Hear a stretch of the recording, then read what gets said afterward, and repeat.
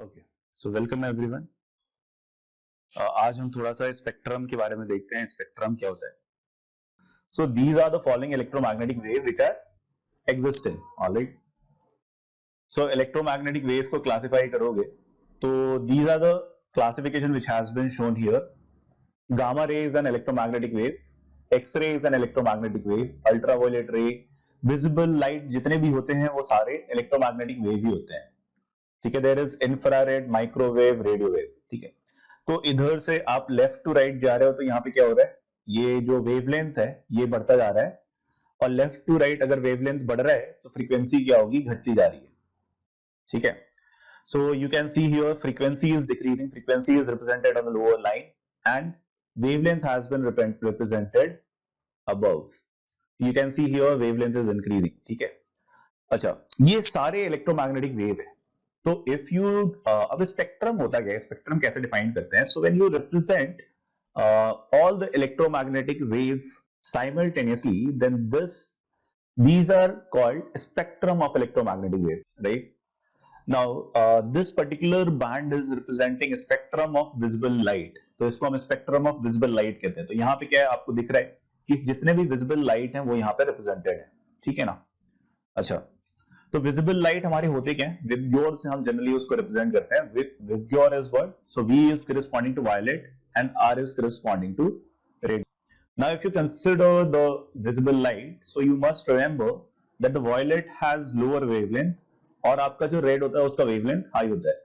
अच्छा, जिसका वेवलेंथ लो होगा उसके करेस्पॉन्डिंग जो फ्रीक्वेंसी होगा वो हाई होगा। There is a characteristic of electromagnetic wave which we have already discussed, that all the electromagnetic wave travels with the same speed, which is the speed of light in vacuum. ठीक है, और speed of light in vacuum is nothing but 3 into 10 to the power 8 metre पर second. तो जितने भी electromagnetic wave यहाँ पे represented है, अगर वो वैक्यूम में ट्रैवल कर रहे हैं तो सबकी जो स्पीड होगी वो स्पीड ऑफ लाइट के बराबर ही होगी। अच्छा, इलेक्ट्रोमैग्नेटिक वेव कभी भी आपसे बोला जाए तो light is a form of electromagnetic wave, you have to remember. Now spectrum can be further divided into two types. यहाँ पे हमारे पास दो टाइप के स्पेक्ट्रम होते हैं। एक होता है कंटिन्यूअस स्पेक्ट्रम, जैसे अगर आपने व्हाइट लाइट को प्रिज्म से पास किया तो होता क्या है, वो जितने भी उसके अंदर, अच्छा, white light is composed of all the visible lights, so all the lights get splitted, right? Prism से पास करने पे यही कैरेक्टरिस्टिक आपको दिखती है ना, कि जितने भी लाइट हैं, जितने भी डिफरेंट टाइप के वेवलेंथ हैं, वो क्या होते हैं, वो स्प्लिट हो जाते हैं। तो आपको क्या एक कंटिन्यूअस पैटर्न दिखता है, जैसे यहाँ पे कहीं भी ब्रेक नहीं है ना, this is a continuous pattern. So if you start from violet to red, so this is a continuous pattern, there is no break in between, right? तो इसको हम कहते हैं continuous spectrum, this is called continuous spectrum. इसको मैं CS से represent कर देता हूँ। अच्छा, there is discontinuous spectrum as well. तो आप जब भी एटॉमिक स्पेक्ट्रम देखोगे तो this is atomic spectrum which has been represented here. Now atomic spectrum is always discontinuous. ठीक है, अच्छा, दो तरीके के एटॉमिक स्पेक्ट्रम होते हैं। एक होता है एमिशन स्पेक्ट्रम, यहाँ पे जो रिप्रेजेंटेड है इसको हम कहते हैं एमिशन स्पेक्ट्रम, और दूसरा होता है एब्जॉर्प्शन स्पेक्ट्रम, एब्जॉर्प्शन स्पेक्ट्रम। ठीक है, तो दो तरीके के स्पेक्ट्रम रिप्रेजेंटेड है। अच्छा, एमिशन स्पेक्ट्रम कब आएगा? तो होता क्या था, देखो ये जो स्टडी है, जो स्पेक्ट्रम की स्टडी है हमारे पास, ये बहुत पहले से लोगों ने कर रखी थी। तो बोर्स मॉडल जब आया था उसके पहले भी स्पेक्ट्रम की स्टडी हो रखी थी। तो एटॉमिक स्पेक्ट्रम के ऊपर जब स्टडी हुआ था तो कैसे हुआ था? तो पहला जो स्टडी हुआ था वो सोडियम के ऊपर हुआ था।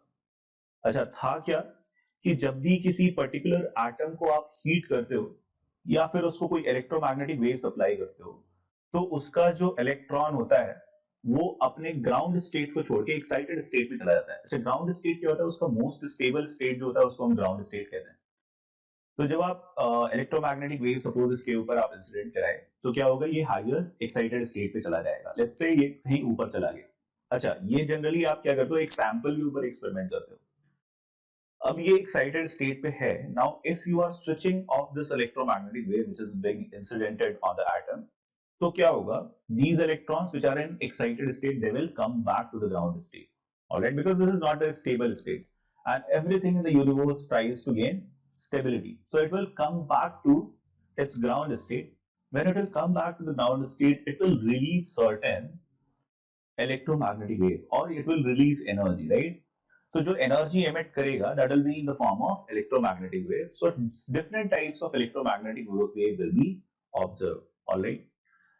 So if you have a sample, so all the possible transition which is possible corresponding to de-excitation of electron will be observed. और सारे इलेक्ट्रोमैग्नेटिक वेव को जब हम प्रिज्म से पास करेंगे तो you will see that different electromagnetic waves are being formed on the photographic plate that you have taken. Let's say this is the photographic plate. अच्छा, इसमें क्या होगा कि ये बहुत डिस्क्रीट टाइप के वेवलेंथ होंगे, राइट? ये कंटिन्यूअस वेवलेंथ तो होगा नहीं. This will B discrete wavelength. So if discrete wavelength is being formed on the photographic plate, you will see discontinuous spectrum. ठीक है, तो इस टाइप का स्पेक्ट्रम दिखेगा. अब now these lines are representing those electromagnetic wave which has been emitted from the atom. ठीक है. अच्छा, इसको हम कहते हैं लाइन स्पेक्ट्रम. तो emission spectrum is a discontinuous spectrum जो कि क्या फॉर्म करता है? Line spectrum. ठीक है. अच्छा, एब्जॉर्प्शन स्पेक्ट्रम में क्या होता है? So if you are incidenting white light, so in the previous class we had discussed that all the electromagnetic wave is not capable of excitation of electron, right? There are certain electromagnetic wave which has energy of photon exactly equal to energy difference between the two states in the atom.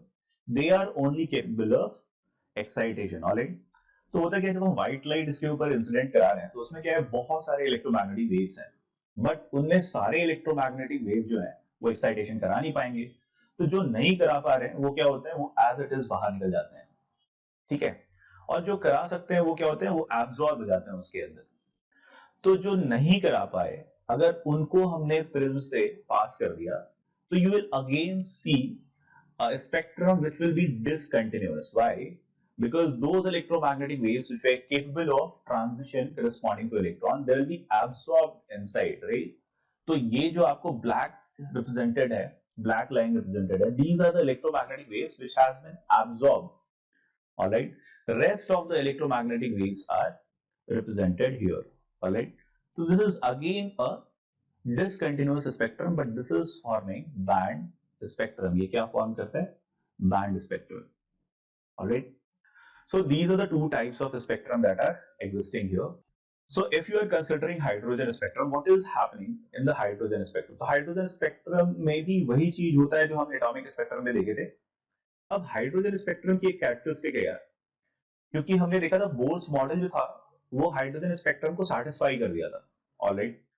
तो Bohr's model में जो भी phenomena हमने देखा था that will be applicable corresponding to hydrogen spectrum as well. Let's assume that we are representing all the orbits that are there. Now in this model in hydrogen spectrum you are going to consider atom to be atom similar to Bohr's model. Alright. तो यहाँ पे हम वही assume कर रहे हैं atom को जो बोर ने atom के बारे में बता रखा था. ठीक है. तो यहाँ पे क्या है, जितने भी ऑर्बिट्स हैं, let's try to represent this orbits by the straight line. तो हमने क्या किया कि ऑर्बिट्स को हमने खोल के स्ट्रेट लाइन में रिप्रेजेंट कर रखा है. ऑलराइट. अब जैसे यहाँ पे सपोज सेकंड से फर्स्ट का ट्रांजिशन अगर हो रहा है तो सेकंड से फर्स्ट का ट्रांजिशन आप यहाँ पे अगर रिप्रेजेंट करोगे तो this is representing n equal to 2 से n इक्वल टू 1 के ऊपर ट्रांजिशन. ठीक है. ये आपका n इक्वल टू 3 है, तो n इक्वल टू 3 से n इक्वल टू 1 का ट्रांजिशन यहाँ पे रिप्रेजेंटेड है. So different types of transition जो कि यहाँ आप एटम में रिप्रेजेंट कर सकते हो वो हम अब स्ट्रेट लाइन में रिप्रेजेंट करने वाले हैं. अब देखो यार, हाइड्रोजन स्पेक्ट्रम में था क्या, जब हाइड्रोजन स्पेक्ट्रम की स्टडी हुई थी तो scientist did several experiments corresponding to all the electromagnetic waves which were being emitted या फिर which were being absorbed. Alright.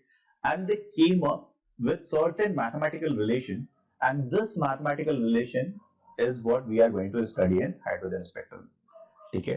तो ये mathematical relation था क्या, wave number equals to which is 1 by lambda equals to क्या था, तो इन्होंने कहा था this is equal to RH into Z square 1 by N1 square minus 1 by N2 square. तो जितने भी इलेक्ट्रोमैग्नेटिक वेव बाहर निकल रहे थे तो उनको साइंटिस्ट ने स्टडी करने की कोशिश की और उसके दौरान उनको पता चला कि जो भी इलेक्ट्रोमैग्नेटिक वेव एमिट हो रहे हैं सो उसका जो वेवलेंथ है, this is how the wavelength is related. अब यहाँ पे एक RH क्या है, तो RH को कहते हैं Rydberg constant, and you can say this is Rydberg constant corresponding to hydrogen spectrum.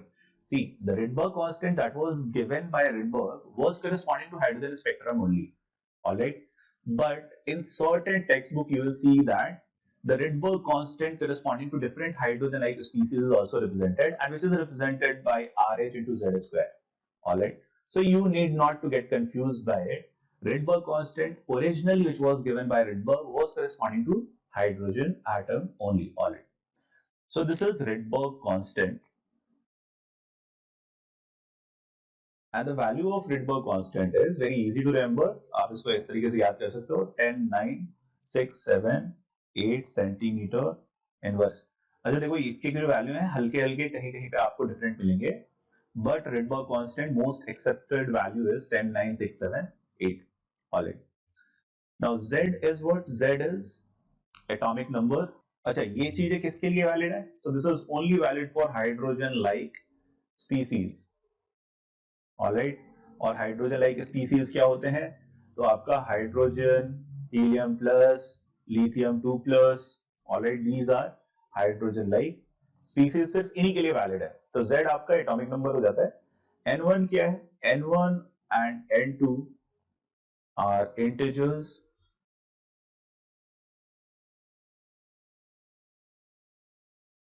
Alright, और यहाँ पे एक रिलेशन है, N1 जो होता है N2 से छोटा होता है, ठीक है, और सिर्फ इंटीग्रल वैल्यूज लेंगे, तो N1 की वैल्यू 1, 2, 3, 4 हो सकती है, और N2 की वैल्यू 2, 3, 4, 5, 6, 7, 8 इस तरीके से वेरी कर सकता है।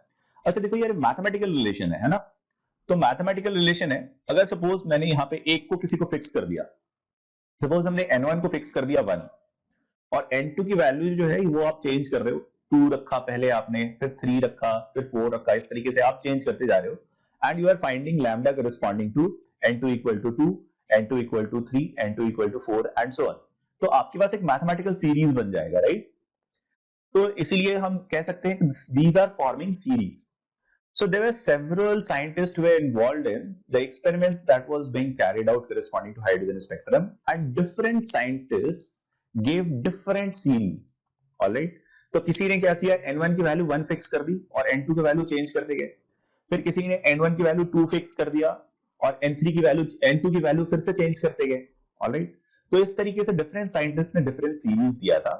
Let's talk about all the series that were given. Now this was called, अच्छा, this is representing transition corresponding to n equal to 1, यानी कि यहां पे अगर N1 की वैल्यू आप 1 फिक्स कर दो, ऑलराइट, तो N1 की वैल्यू अगर हमने 1 फिक्स की तो N1 इक्वल टू 1 हमारा ये रिप्रेजेंट कर रहा है। अच्छा, N2 इक्वल टू 2 सब्स्टिट्यूट करते हो तो इसका मतलब क्या है, कौन सा ट्रांजिशन की बात चल रही है?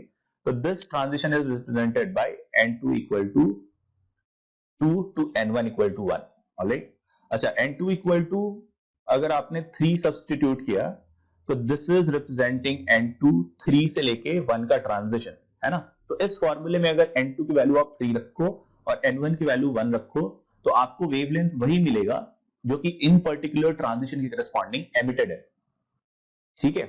अच्छा, यहां पे जो पहला ट्रांजिशन सीरीज बनता है, तो फर्स्ट ट्रांजिशन सीरीज जो है उसको हम कहते हैं लाइमन सीरीज, और लाइमन सीरीज में मैथमेटिकल रिलेशन क्या होता है, तो लैम्डा आई की जो वैल्यू होती है, सीरीज देखो यार, सीरीज वही होगा जो आपने सीक्वेंस एंड सीरीज में पढ़ा होगा, ठीक है। तो 1 by lambda I can be written as RH times Z square 1 by N1, N1 की वैल्यू यहां पे फिक्स कर दी जाती है 1 minus 1 by N2 square। अच्छा, इस केस में लाइमन सीरीज के केस में लैम्डा जो पहला वाला होगा, जो पहला आप लैम्डा की वैल्यू निकालोगे, that will be corresponding to N2 equal to 2 because N2 is always greater than N1, alright. So N2 equal to 2 के करस्पॉन्डिंग अगर आप N2 इक्वल टू 2 यहां पे सब्स्टिट्यूट करते हो तो लैम्डा की वैल्यू क्या हो जाती है, 1 minus 1 by 2 square। Now this can be corresponding to hydrogen, helium plus, lithium 2 plus, इस तरीके से जितने भी हाइड्रोजन लाइक एटम है, सब स्पीसीज हैं, सबके लिए वैलिड होगा, alright. Similarly lambda 2 can be calculated. अच्छा, इसको हम कहते हैं first line of Lyman series, इसके करस्पॉन्डिंग जो भी वेवलेंथ निकलेगा, so that wavelength will be corresponding to first line of Lyman series. अच्छा, Wavelength corresponding to second line of Lyman series can be calculated by substituting n2 equal to 3. तो यहां पे हम क्या करेंगे, RH Z square 1 by 1 square रहेगा. Lyman series के लिए n1 की वैल्यू फिक्स है. अगर हम Lyman सीरीज की बात कर रहे हैं तो n1 इक्वल टू 1 फिक्स हो जाता है. अगर ये n1 है, ठीक है, तो n1 इक्वल टू 1 हमारा फिक्स हो जाएगा. ऑलराइट, लैम्डा 2 निकालना है. क्या करें, इसको 3 सब्स्टिट्यूट करेंगे. So this will give you lambda 2. अच्छा, इसको लैम्डा 2 अगर कैलकुलेट करके देखो तो क्या आता है. सो लैम्डा 2 आप कैलकुलेट करोगे तो ये क्या हो जाएगा, 1 minus 1 by 9 which is 8 by 9. So it will be 9 by 8 RH Z square. ये बात समझ में आई. तो इस तरीके से लैम्डा 2 निकाल लिया. लैम्डा 3 के लिए यहाँ पे n2 की वैल्यू आप 4 सब्स्टिट्यूट करोगे और आगे बढ़ते जाओगे. अच्छा, लास्ट लाइन के लिए n2 की वैल्यू क्या होगी. So if you are calculating lambda infinity और let's call it the last line, तो ये हो जाता है RH Z square 1 minus 1 by, अब यहाँ पे n2 की वैल्यू हो जाएगी इंफिनिटी. ये हो जाता है लास्ट लाइन और 1 बाई इंफिनिटी इज 0. सो इसके करेस्पॉन्डिंग 1 बाई लैम्डा की जो वैल्यू होती है वो RH इंटू Z स्क्वायर ही रह जाएगा. सो this is called Lyman series. ये होता है लाइमन. अच्छा, जैसे हमने लाइमन में n1 की वैल्यू 1 सब्स्टिट्यूट करी, यहाँ पे n1 की वैल्यू होती है 1. ठीक है, उसी तरीके से होता है बामर सीरीज. तो हाइड्रोजन एटम में अगर आप बामर सीरीज निकाल रहे हो तो बामर में जितने भी इलेक्ट्रोमैग्नेटिक वेव होते हैं वो सारे विजिबल इलेक्ट्रोमैग्नेटिक वेव होते हैं. ठीक है, लाइमन, बामर, फिर उसके बाद होता है Paschen. This is called Lyman, Balmer, Paschen. Alright, this is bracket.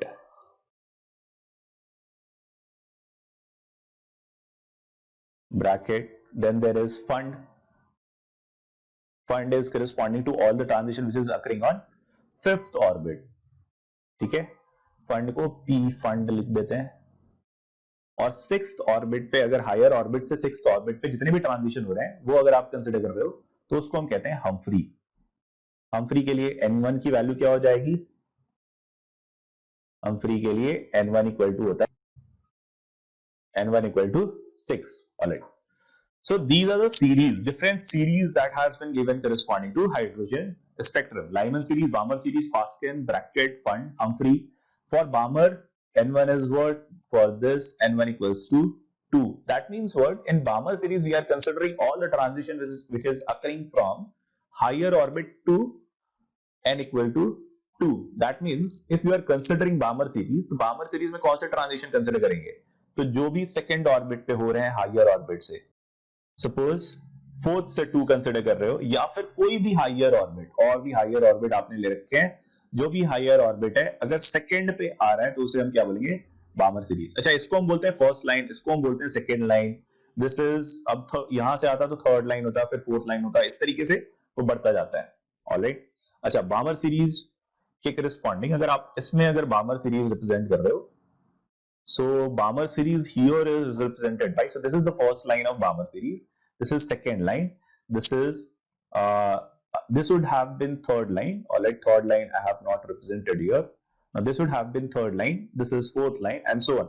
Last line will be corresponding to infinity to second orbit transition. All right, let's call this line as infinite, जहां से electron जो है वो atom के बाहर चला जाता है फिर उसके बाद, तो उसको हम कहते हैं last line of Balmer series. Alright, तो किसी भी सीरीज का लास्ट लाइन जो होगा वो infinity say that particular n1 के ऊपर ट्रांजिशन होगा. Got my point? So Balmer series कैसे represent करेंगे? So if you have to represent Balmer series, I'm just giving you one more example. So Balmer series is represented by 1 by lambda I equals to, these are mathematical series, all right?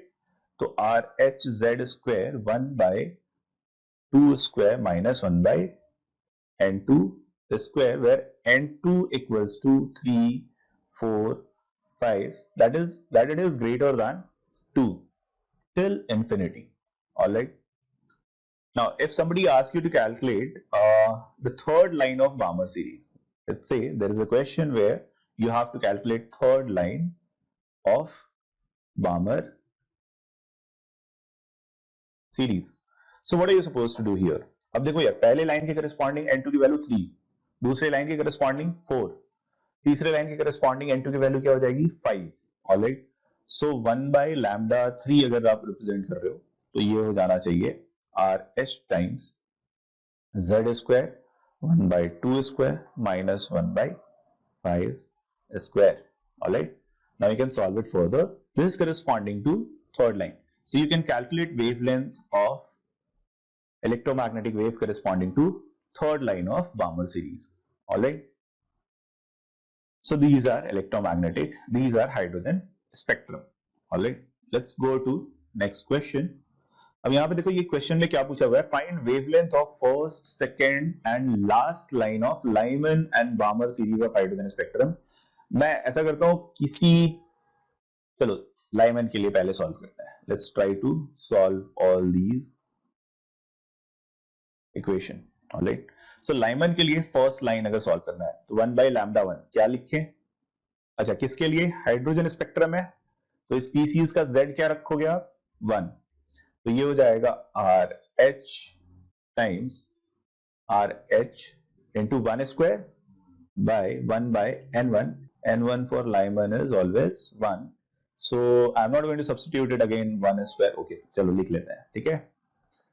minus 1 by first line है, first line के लिए ये क्या हो जाएगा 2 square.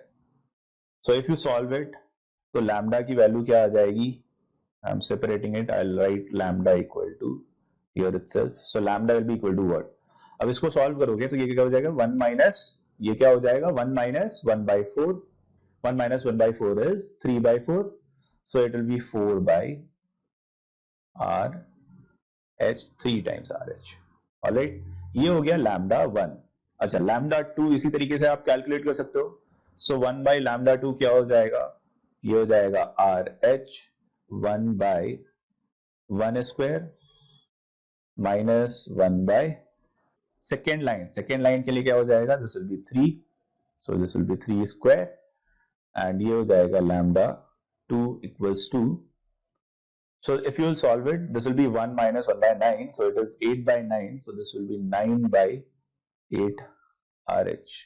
Similarly you can calculate lambda last as well, so let's call last line to be infinity, तो इसको हम क्या लिख सकते हैं RH 1 by 1 square minus 1 by infinity square, और ये सॉल्व करोगे तो ये डायरेक्टली आपको लैम्डा 3 की जो वैल्यू है ये मिल जाएगी 1 by RH only.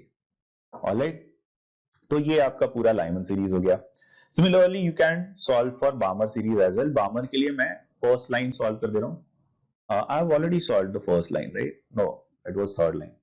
Alright, so first line corresponding to Balmer series, ये क्या हो जाएगा 1 by lambda 1 and this is equal to RH times z square. Z square is 1 only because z is dependent on the species taken, so you have taken hydrogen to be the species, so RH into 1 square 1 by Balmer के लिए N1 की value क्या होती है 2 square हो जाएगा N1 square. Alright, and N2 की value क्या रखोगे for the first line, first line के लिए N2 की वैल्यू हो जाएगी 3, तो यहाँ पे हो जाएगा 3 square. ठीक है, इसको आप फर्दर सॉल्व करो तो ये 1 by 4 हो गया minus 1 by 9, 1 by 4 minus 1 by 9 करना है. You can do it, right? So this will B 5 by 36. तो आप लैम्डा 1 जब सॉल्व करोगे तो लैम्डा 1 मैं डायरेक्ट लिख रहा हूं, ये हो जाएगा 36 by 5 RH. RH can be represented as R as well. Alright, ठीक है, इसी तरीके से आप बाकी सारे क्वेश्चन सॉल्व कर सकते हो. ठीक है, आगे बढ़ते हैं. अब देखो यार, एक कॉन्सेप्ट है ionization energy and binding energy का. अच्छा, ionization and binding energy concept क्या होता है? सो आयोनाइजेशन एनर्जी अगर मैं डेफिनेशन बोलूं तो what is ionization energy? The energy needed to knock out most loosely bounded electron from isolated gaseous atom is called ionization energy. Alright, अब देखो यहाँ पे जब आयोनाइजेशन एनर्जी आप कैलकुलेट करते हो तो सिंगल इलेक्ट्रॉन स्पीसीज के लिए आप इसका यूज कर सकते हो. You can use hydrogen spectrum also, you can use Bohr's model as well to calculate ionization corresponding to single electron species. अब देखो यार कोई भी अगर आपने सिंगल इलेक्ट्रॉन स्पीसीज लिया है तो उसके ग्राउंड स्टेट में अगर हम बात करें तो ground state is the most stable state, so electron will lie in the first orbit only, alright, यानी कि उसके ग्राउंड स्टेट में ही लाई करेगा. Now if you have to calculate ionization energy, that means आपको इसे नॉकआउट करके बाहर भेज देना है एटम से. And if it is going out, that means it is going to infinite orbit. All right. So the minimum energy needed to knock out this electron will be equal to what? So that will be equal to energy that is needed to move this electron from the ground state to infinite orbit. So this is n equal to infinity, let's say. तो ionisation energy suppose आपको किसी भी species के लिए निकालना है which is hydrogen like species, alright, single electron species. तो उसके लिए आप आयोनाइजेशन एनर्जी कैसे निकाल सकते हो? तो आयोनाइजेशन एनर्जी निकालने के लिए if you are following Bohr's model, so you can follow this equation. Delta E will be equal to what? So this is 113.6 Z square 1 by N1 square. N1 here will be 1 square minus 1 by N2 square. N2 should be what? This should be infinity square. All right. And this is nothing but 13.6 Z square. All right. So ionization energy is generally positive because you have to knock out electrons. So the energy need to be supplied here. So it is going to be positive. All right. तो ये positive ही रहेगा. So this is your ionization energy. All right. तो Bohr's model का use करके आप इस तरीके से आयोनाइजेशन एनर्जी डिफाइन कर सकते हो. ठीक है. अच्छा यार क्या है ना, sometimes questions are asked to you that defined ionization energy in terms of Rydberg constant. All right, so that can be defined as well. कैसे? तो आपके पास लैम्डा तो पता है, 1 by lambda. Rydberg आपके पास हाइड्रोजन स्पेक्ट्रम क्या कहता है? 1 by lambda is equal to RH times Z square. Now whenever you have RH times Z square, 1 by N1 square minus 1 by N2 square. So if you have to consider ionization, तो ionization में N1 की value आप क्या रखोगे? 1. N2 की value क्या रखोगे? Infinity. Alright. तो यहाँ पे ये तो हो जाएगा 1 और 1 by infinity will be 0. Alright. Now if you have to find ionization energy, तो ionization energy कैसे निकालेंगे? तो if you have to calculate energy, you will have to multiply this with Hc. Alright. Hc by lambda is the energy. Right. So the energy, let's say consider कि जब भी आपको RH के terms में ionization energy निकालना हो तो आप क्या कंसिडर कर सकते हो कि you are incidenting one electromagnetic wave which is knocking out this electron from the ground state to infinite orbit. ठीक है. और ऐसे केस में if you are finding the energy of photon which is doing so you can find the ionization energy as well. All right. So in this case ionization energy can also be defined as Hc by lambda, the energy of photon which is knocking out electron from the ground state to infinite orbit, and this will be equal to what? So this will be equal to Hc multiplied by RH into Z square 1 by 1 square minus 1 by infinity square, which is nothing but Hc by Hc into RH into Z square. Got the point? So this is how ionization energy in terms of Rydberg constant can also be calculated. ठीक है.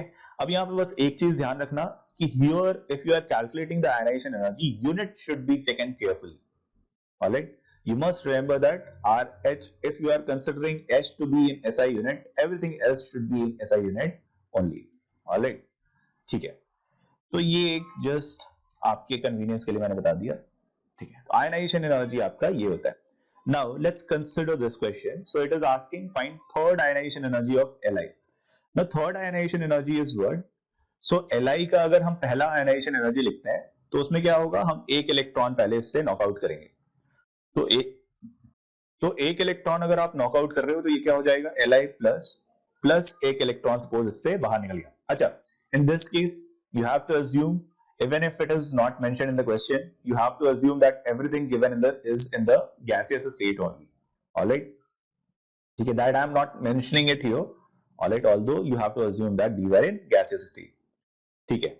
अच्छा, ये हो गया first ionization energy. तो इसको knockout करने में जो एनर्जी लगा, let's call this energy as E1, तो इसको हम बोलते हैं first ionization energy of lithium. ठीक है।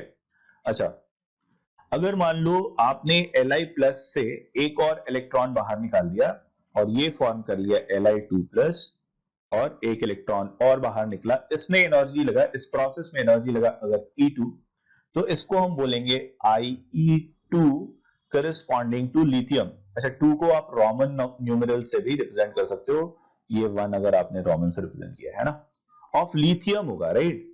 This will be ionization energy 2 of lithium, यानी कि इसमें से अब 2 इलेक्ट्रॉन निकल चुके हैं, है ना। अच्छा, अगर आपने लिथियम 2 प्लस में से भी एक इलेक्ट्रॉन निकाल दिया तो ये बन जाता है लिथियम 3 प्लस, और एक इलेक्ट्रॉन इसमें से बाहर निकल गया, सपोज इसमें जो एनर्जी लगा इज एनर्जी 3, तो इसको हम कहेंगे ionization energy 3 of lithium. So therefore third ionization energy corresponding to lithium can be calculated here using hydrogen spectrum, right? So for calculating third ionization energy, see, we are calculating third ionization energy of lithium because you can see here that lithium 2 plus is 1 electron species, and on 1 electron species this model is applicable, so we can find ionization energy, and this will be equal to, so ionization energy can be written here as ionization energy equals to what? So 13.6 Z square, Z for lithium 2 plus, right? So here you are going to substitute Z equal to 3 into Z square. Z square is 3 square, for lithium Z is 3, into 1 by N1 square, which is 1 minus 1 by infinity A square, right? So this is third ionization energy corresponding to lithium, alright, IE3, you can represent it by IE3. So this is equal to 13.6 into 9 into 1, alright. This much electron volt is the ionization energy. Alright, now one thing you must remember, that since Bose model could satisfy hydrogen spectrum, so as in the previous problem we were trying to calculate lambda using hydrogen spectrum model, so instead of finding lambda using hydrogen spectrum, you can find lambda using Bose model as well. Now let's say if somebody asks you to calculate second line of Paskin series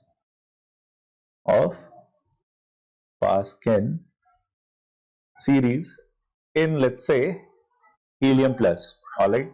Now Paskin is corresponding to what? So you must remember Paskin, Lyman, Balmer, Paskin. Paskin means N1 equal to what? N1 is 3 here, है ना। Paskin में N1 की value हो जाती है 3। अब इसका second line निकालना है। सेकेंड लाइन, तो first line will be 4 to third transition, second line will be corresponding to 5 to third transition, alright. In He plus you have to calculate, तो इसमें सेकेंड लाइन के लिए आप ट्रांजिशन यहां पे डिनोट कर लो। So transition is occurring between N2 equals to 5 and N1 equal to 3. Now corresponding to this transition, lambda can be calculated using Bose model as well. Both are going to give you same answer, right? तो देखो ये मैं क्यों बता रहा हूं, because कभी कभी क्या होता है कि आपको जो वेवलेंथ होता है वो डायरेक्टली एंगस्ट्रॉम में रिप्रेजेंटेड होता है, ठीक है। तो एंगस्ट्रॉम में अगर डायरेक्टली आपको फाइंड आउट करना है तो आप डायरेक्ट ये फॉर्मूला यूज कर सकते हो। अच्छा, उसमें जो भी आपका वेवलेंथ आएगा corresponding to hydrogen spectrum model, so that wavelength will be in centimeter, right? Because Rydberg constant that we had written 109678, ये लिखा था ना 109,678, this was in centimeter inverse, right? तो अगर ये सेंटीमीटर इनवर्स में है तो आपका जो वेवलेंथ आएगा वो सेंटीमीटर में आएगा। अगर आपको एंगस्ट्रॉम में निकालना है तो आप डायरेक्टली ये फॉर्मूला यूज करो and this will give you directly lambda in angstrom. And transition आपको पता ही है, N2 इक्वल टू 5 से N1 इक्वल टू 1 पे जाना है, और आपको स्पीसीज गिवन है तो इसके लिए Z की वैल्यू क्या हो जाएगी 2, तो यहाँ पे 2 स्क्वायर लिखोगे 1 by N1 square 3 square minus 1 by N2 square which is 25 5 square, ठीक है। अब इसको सॉल्व करके जो लैम्डा आता है that is wavelength corresponding to third line of Paskin series. Now if in a certain question, let's say ionization energy is given and you are supposed to calculate wavelength corresponding to a particular transition, alright. So you can directly use this formula. Let's go back. I'll write the formula somewhere. I'm writing the formula here itself. Now this is the last thing. So 1 by lambda can be calculated using ionization energy. Now ionization energy was what? HCRH by RH into Z square, right? Now 1 by lambda is basically RH into Z square multiplied by 1 by N1 minus 1 by N2, right? So you can divide this ionization energy by HC. This will give you RH into Z square 1 by N1 square minus 1 by N2 square. Alright. Now if everything is given in electron volt, then HC will be equal to 12400. So you can use another formula as well. 12400 by lambda can be written as ionization energy in electron volt, alright, 1 by N1 square minus 1 by N2 square. Got the point? So these are few formula that you can use directly to calculate wavelength of electromagnetic wave which is emitted or which is needed for a particular transition. Now binding energy is one concept. What is binding energy? So binding energy is nothing but the energy which is needed to make a system unbound, right? Now if electron is lying in the first orbit of hydrogen, तो इसका energy कितना होता है? -13.6. तो इसका binding energy आप क्या बोलोगे? 13.6. यानी कि इसको 13.6 इलेक्ट्रॉन वोल्ट दे दिया जाए तो उसकी एनर्जी क्या हो जाएगी? Energy equivalent to stationary orbit which is infinite stationary orbit. ठीक है, तो उसके इक्विवेलेंट अगर एनर्जी होगी तो आप कह सकते हो कि वो बाउंड सिस्टम को छोड़ दिया. ठीक है. Now if you are considering hydrogen atom, तो आपको पता होगा कि एनर्जी इन सेकंड ऑर्बिट होता है -3.4. तो इसका बाइंडिंग एनर्जी क्या हो जाएगा? So binding energy is 3.4 electron volt. ठीक है. तो जो जिस भी ऑर्बिट में एनर्जी ऑफ इलेक्ट्रॉन जो भी होती है उसका आप मैग्नीट्यूड मॉडुलस ले लो तो that becomes the binding energy. So these are the concepts of binding energy and ionization energy. Alright, so this is everything about hydrogen spectrum. I hope you understand it now. See you in the next video.